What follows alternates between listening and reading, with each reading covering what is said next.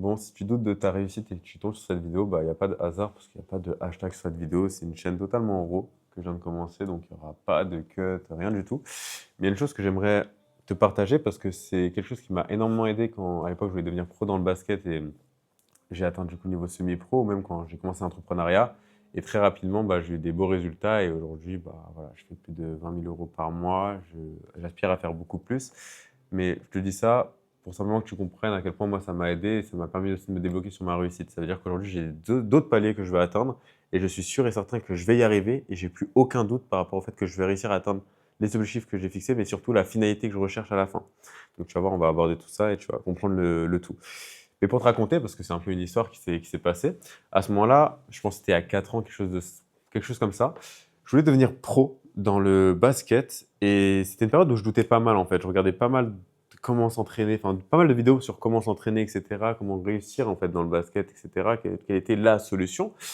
Mais en fait, il n'y a pas de solution miracle. Et il y avait un gars que je suivais sur les réseaux qui s'appelait Karl. D'ailleurs, je pense que je vais lui renvoyer un message dans quelques jours parce que ça m'a totalement changé ma vie, ce gars, mais avec la prise de conscience que je vais te partager là.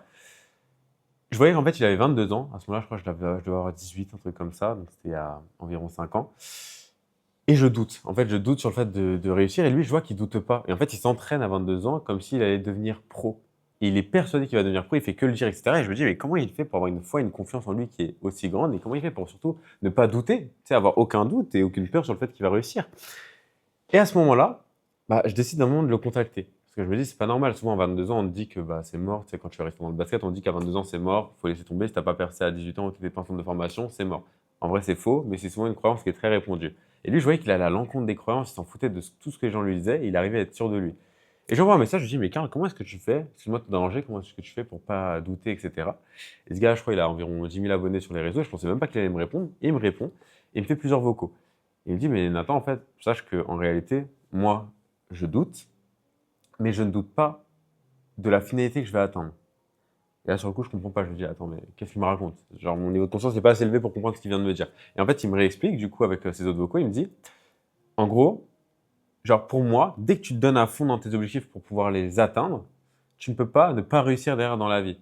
Ça veut dire que oui, peut-être que tu ne vas pas réussir dans le projet que tu démarres actuellement ou dans lequel tu es, mais par contre, si tu t'es donné à fond dans ce projet à 100%, naturellement, tu as d'autres opportunités qui vont s'ouvrir à toi et tu seras en mesure de les saisir. Même si souvent, c'est pas notre but. Moi, à l'époque, je voulais devenir pro, il n'y avait rien d'autre. Si tu me parlais d'entrepreneuriat ou quoi que ce soit, j'étais en mode, bah non, en fait, ça m'intéresse pas, je veux juste devenir pro. Mais le fait que je me sois donné en fait toute ma vie pour devenir pro, bah, ça fait que quand je suis arrivé dans l'entrepreneuriat, c'était beaucoup plus facile. Et pour en revenir rapidement à l'histoire, à ce moment-là, il me dit ça.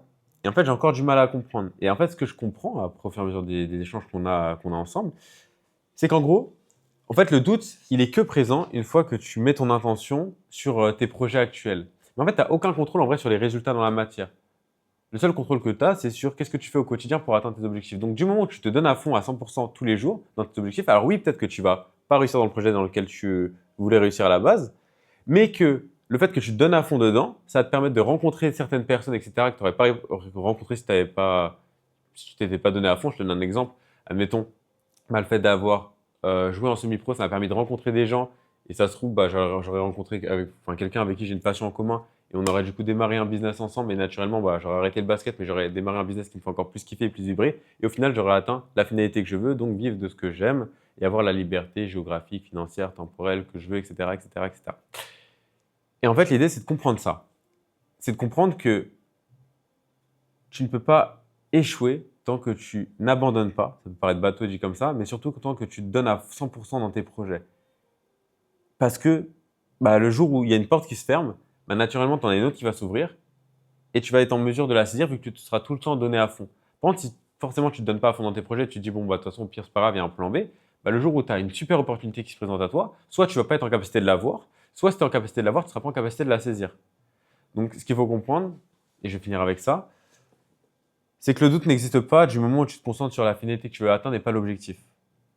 Ton objectif, c'est peut-être, moi, comme à l'époque, je voulais devenir pro dans le basket, mais ma finalité, c'était vivre de ce que j'aime, être libre, avoir une certaine liberté financière, etc. Et naturellement, bah, la vie a fait que je me suis fait les croiser, que j'ai plein de trucs, etc.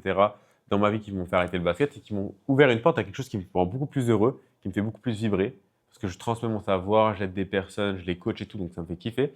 Et bah, je vis à Bali, Je fais de l'argent tous les mois, je kiffe, vraiment, je me sens vraiment libre, etc. sur tous les plans. Et je suis vraiment bien en fait.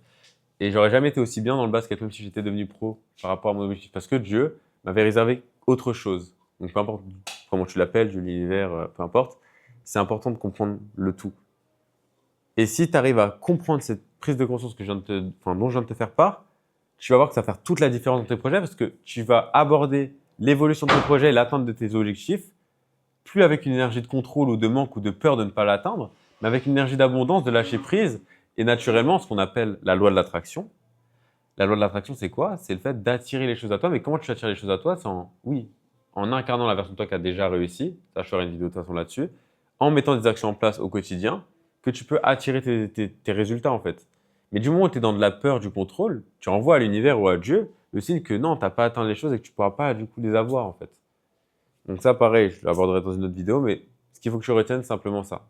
Cette prise de conscience, c'est que ton doute n'existe pas du moment où tu te concentres sur la finalité et pas ton projet. Juste donne-toi à fond dans ton projet, comme si tu allais y arriver, et tu vas voir que toutes les compétences, toutes les qualités que tu vas emmagasiner jusqu'à aujourd'hui, et bah quand tu bifurqueras de projet, ou peut-être que ton projet se modifiera un petit peu, bah ça te permettra d'atteindre des sommets. Ou alors peut-être que sur le même projet, en fait, tu vas réussir, et juste bah, tout ce que tu vas acquérir, etc., bah, ça va te permettre d'y aller.